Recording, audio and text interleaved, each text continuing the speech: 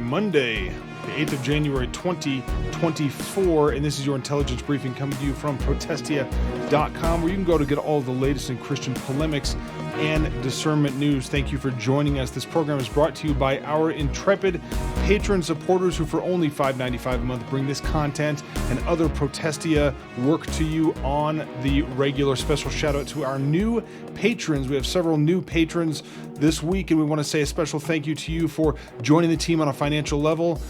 We're sure we won't let you down. Let's get to the headlines. First headline at Protestia.com.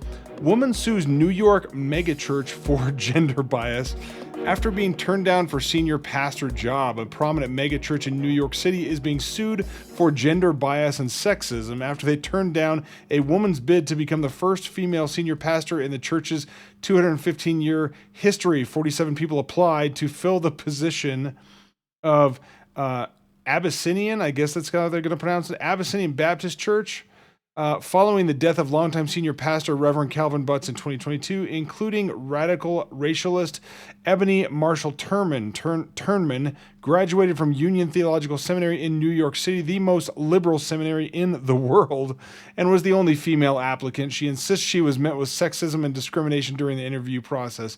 Yeah, I'll bet she was. One of her complaints is the search committee chair, Valerie Grant, allegedly told her that the church would only hire a woman as its senior pastor over my dead body. It's not too far of a stretch to say that would be, sounds like the church's theological conviction. You can obviously pull the standard very clearly from Scripture, so the church is going to say that we are going to only hire people and call people to be ministers here in accordance with our theological convictions. And it seems like this person, this term, I guess it's Turman, Ebony Marshall Turman, is just trying to make a scene and just trying to attack people that she theologically disagrees with. But that's my opinion just on the surface at first read. Next headline at Protestia.com, major Lutheran teen conference featuring state your preferred pronouns, disrupt injustice, celebrate queerness, and when we say Lutheran, you know which Lutheran denomination we're going to be talking about. Of course, it's the ELCA, the Evangelical Lutheran Church in America, holding a youth gathering in New Orleans, July 14th of this year. It is 2024 now. The last time this happened was in 2018 when 31,000 Lutheran teens were told to support transgenderism by an 11-year-old boy who thinks he's a girl. Also, ELCA pastor Nadia Boltz-Weber, a Boldyke, as she calls herself, by the way, she used that term, not us, led the teens in a kind of mock baptismal vow saying, quote, I renounce the lie that queerness is anything other than beauty. For 2024, the teen gathering theme will be created to be, whatever that means, saying we're created to be free to work for justice for all our siblings. You will notice the ELCA now shies away from calling people brothers and sisters because even that is too binary and excludes transgender people, so instead we get siblings. No surprise, I suppose, as the downgrade continues. Teens are told to introduce themselves in this way. Hi, my name is so-and-so, and I use the pronouns such and such. Teens are told to, quote, honor everyone by calling them by the name and pronouns they feel comfortable with. Good luck remembering all of that with the 8,500 genders that liberals like the ELCA apparently believe exist. It says, you will call everyone by, you are told to honor everyone by calling them the names and pronouns they feel comfortable with. You might be surprised to learn that someone in your group has been longing to introduce themselves to you in this way. Yeah, it's not too much of a stretch to say the ELCA is an apostate, demonic denomination. Their churches are synagogues of Satan, and we would condemn their false teaching and their false interpretation of God and His truth in the strongest possible terms. You can read more about this over at Protestia.com under the headline Major Lutheran Teen Conference featuring state your preferred pronouns, disrupt injustice, and celebrate queerness. Next headline at Protestia, Major Acts 29 Church resigns from network citing, quote, poor decision-making and leftward theological drift. a significant player in the Acts 29 church network, has announced they are leaving the network after 18 years, citing a flawed and susceptible to corruption organizational structure, poor decision-making, and leftward theological drift, and a loss of ability to help multiply churches. We have some links here on our prior writing and reporting on Acts 29, including Acts 29 network talking heads pummeled for squishy LGBTQ response. That was pretty recent. A church releasing audio of Acts 29 network kicking them out for an unspecified public critique. This is Pastor Rick White of City View Church in Fort Worth and Keller, Texas, sharing the news of their departure on X, formerly Twitter, saying that he owes an explanation to those, quote, those I have recruited into Acts 29, those I have encouraged to stay in Acts 29, and those to whom I have personally defended Acts 29. White has served in various leadership roles for the network, assessed 40-plus church planters, hosted multiple Acts 29 conferences, and his church generously supports the network financially, supports the network financially, lamenting the network, quote, no longer deserves our continued loyalty or trust. He wrote, and we listed it out here, it looks like two very specific charges. First and foremost, it's our conviction that the current Acts 29 organizational structure is flawed, susceptible to corruption and compromise. Second, Acts 29's poor decision-making and leftward theological drift makes member churches increasingly vulnerable by association. Yes, this is a danger.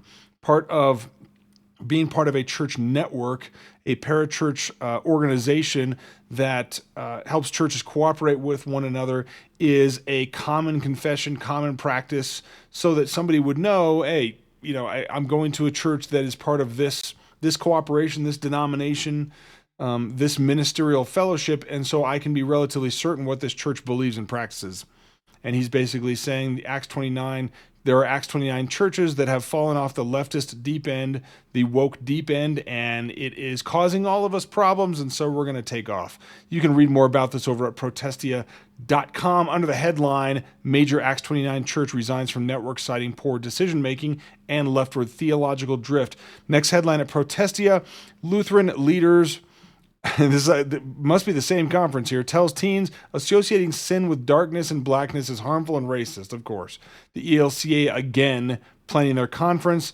I'm going to zoom in on this a little bit, and you can see it for yourself. This Getting Ready guide for the 2024 conference, Unit 4, Session 2, Disruptive, says... one particularly harmful part of theology is associating sin with all things dark or black. Many churches held VBS programs in which we made bracelets to tell the gospel story. The black bead represents sin, and the white ones represent purity or salvation. Embedded in our theology, the association has created an implicit bias against things that are black. I guess they're saying that human beings... and Christians are not able to tell the difference between colors representing something and the skin color of people. It's so childish. It lacks such maturity. It's like they're trying to make a mockery of logic, a mockery of mature interaction, a mockery of an individual's ability to understand the difference between a plain color and somebody's ethnic or racial or genetic background.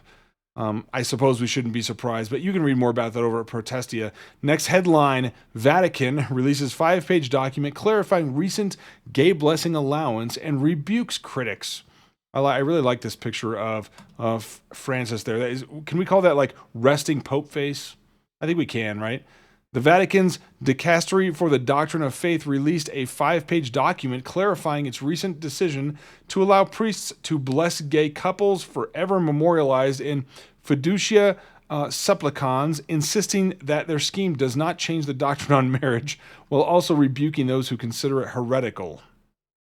So this is, I guess, an unsurprising downgrade, even for traditional Catholics, knowing who Francis is, his background in social justice and Marxism.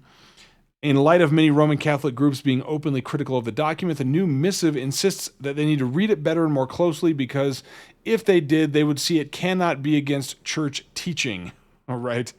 You can go read more about this at protestia.com, but I guess it should be no surprise that the current head and leadership of the Catholic quote-unquote church, because we can't be too clear on the fact that Catholicism is a false expression of Christianity, and it teaches a works-based gospel, and so we do not consider it parts of Christianity in any regard. In fact, it may be one of the most dangerous expressions of Christianity, if not the most dangerous expression of supposed Christianity, as it's, at least to the casual observer, resembling something close to the truth. And since it's a false gospel, that makes it exceptionally dangerous. Next headline, last headline for this intelligence briefing. Transformation Church pastor rebukes those who name names, says Paul's letters are basically private text messages. This is Transformation Church pastor Tim Ross, no surprise that it's him, explains why he doesn't name names or criticize false teachers publicly that he does know personally. Where have we heard this before? Explaining that it wasn't the habit of New Testament writers to do so, and he likewise follows suit. No, New Testament writers, including Paul, actually rebuked false teaching and false practice to people's faces. And we can kind of do that over the internet as well. It's not super difficult. By the way, if you're curious, while I'm on this article, if you want to know how Protestia works through this, what we believe about it, and really some of the doctrine and theology behind why we do what we do, head over to the website, go to the About page, and near the bottom there is an open letter Q&A answering a lot of the questions that a lot of believers don't seem to understand about online polemics and discernment ministry, and like this case, calling out false teachers and people by name, which apparently Tim Ross doesn't like. We last wrote about Ross after he said it shouldn't be considered cheating for a married man to dance sexually, get twerked on, and slap the butt of a half-naked dancer. Then we featured him praising famed modalist T.D. Jakes while saying a belief in the Trinity is secondary, non-essential issue, and that it's crazy for Christians to divide over Trinitarian doctrine. He also compared Jesus to a naked stripper that puts bread in my pocket, mocked people upset about his lousy preaching, and it is lousy. And he said he's never once felt convicted about cursing and cussing, and he didn't seem to find that worrying whatsoever, and he probably should. It should be a warning to all believers. If you are sinning, your heart is not in the right place, and you are sinning and you don't feel guilt about it, that's a problem. That's a problem. That's certainly fruit of unregeneration, as we like to say. We have the quote here. Let's listen to it real quick. Paul always warned the churches that he wrote to against false teachers. Mm-hmm. He never named who they were. Peter warned against false teachers. Jude warns against false teachers. He doesn't tell you who they are. By the way, this is really, really stupid. Paul writes a letter to a church warning them about false teachers in their own church. The people he was writing to knew exactly who Paul was talking about. This is just straight ignorance, straight misunderstanding of the scripture at best, and I might argue purposeful misinterpretation.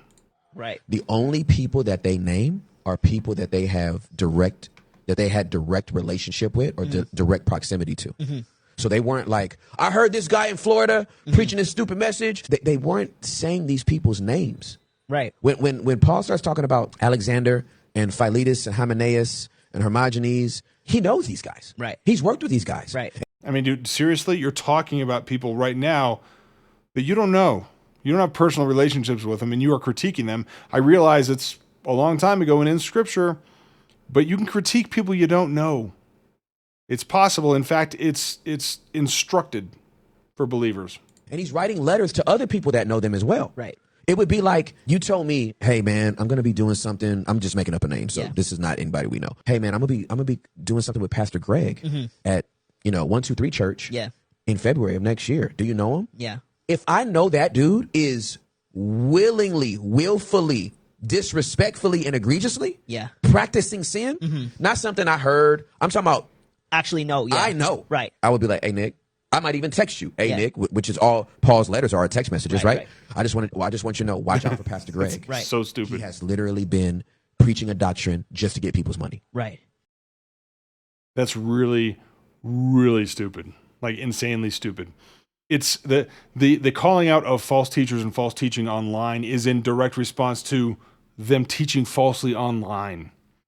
Nobody's putting secret cameras in their churches and things like this.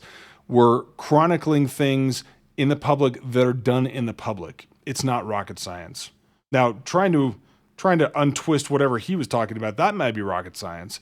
But on that stupid note, I'm going to leave you with that for this intelligence briefing for January 8th, Monday, January 8th, 2024. Thank you so much for tuning in to the intelligence briefing. Stay tuned to protestia.com for all of your latest in Christian polemics and discernment news. We'll see you again next time. As always, Semper Reformanda.